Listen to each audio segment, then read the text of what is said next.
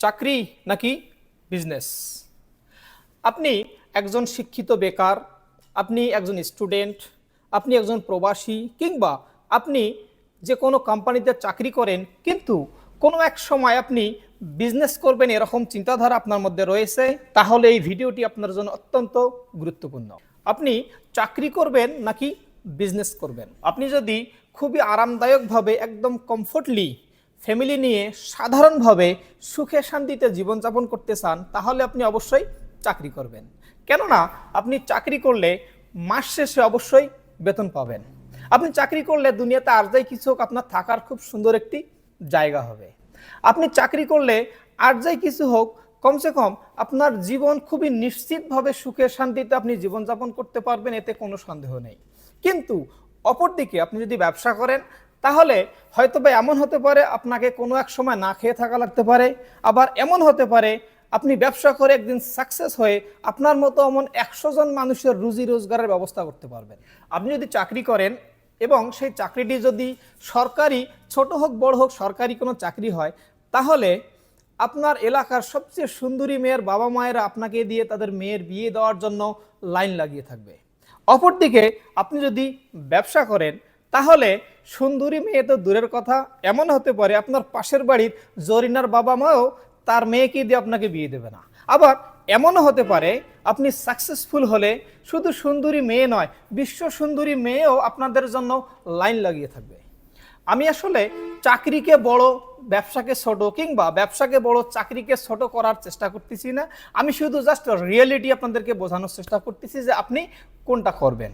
আমি আরও রিয়েলিস্টিক একটি উদাহরণ দিলে আপনারা অত্যন্ত সহজভাবে বুঝতে পারবেন। আপনারা হয়তো বা বাঘ দেখেছেন সকলেই। আপনারা জানেন বাঘ দুই জায়গায় পাওয়া যায়। নাম্বার 1, বাঘ পাওয়া যায় চিড়িয়াখানায় কিংবা সার্কাসের বাড়িতে, আর নাম্বার 2, বাঘ পাওয়া যায় জঙ্গলে। আপনি খেয়াল করে দেখবেন, চিড়িয়াখানায় যে বাঘ বসবাস করে, সেই বাঘ দুনিয়াতে আর কিছু হোক না হোক 3 বেলা অন্তত সে খাবার পাবেই। অপরদিকে জঙ্গলে যে বাঘ বসবাস করে, সে হয়তোবা কোনো সময় না খেয়েও থাকতে হয়, আবার এমনও হতে পারে সে 3 বেলা হরিণের মাংস খেতে পারবে। চিড়িয়াখানায় যে বাঘ বসবাস করে, দুনিয়াতে আর যাই কিছু হোক তার বাসস্থান এবং তার নিরাপত্তা নিশ্চিত থাকবে। অপরদিকে জঙ্গলে যে বাঘ বসবাস করে তার জীবনের নিরাপত্তা নেই।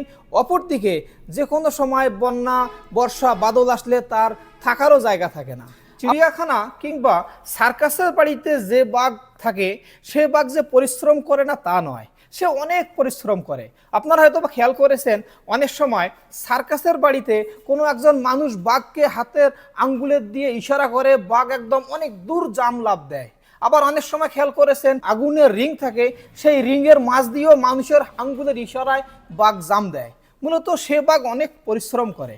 অপরদিকে জঙ্গলে যে বাঘ বসবাস করে, সে যদি বসে থাকে তাহলে তাকে না খেয়ে থাকতে হবে, এবং সে যদি খেতে চায় তাহলে অবশ্যই তাকে ঘন্টায় 360 কিলোমিটার বেগে দৌড়াইতে হবে, তখন গিয়ে সে হরিণের মাংস খেতে পারবে। মূলত দুই ধরনের বাঘই একই, কিন্তু শুধু ডিফারেন্স হচ্ছে চিড়িয়াখানায় যে বাঘ থাকে সেই বাঘ অ্যাক্টিভিটিস করে মানুষের আঙ্গুলের ইশারায়, অপরদিকে জঙ্গলে যে বাঘ বসবাস করে সেই বাঘ মানুষের আঙ্গুলের ইশারায় বসবাস করা তো দূরের কথা, একবার জঙ্গলে হুঙ্কার করলে জঙ্গলের 2-10 কিলোমিটারেও কোনো মানুষ থাকতে পারে না। এখন আপনি চিড়িয়াখানার বাঘ হতে চান নাকি জঙ্গলের বাঘ হতে চান, সিদ্ধান্ত একান্তই আপনার।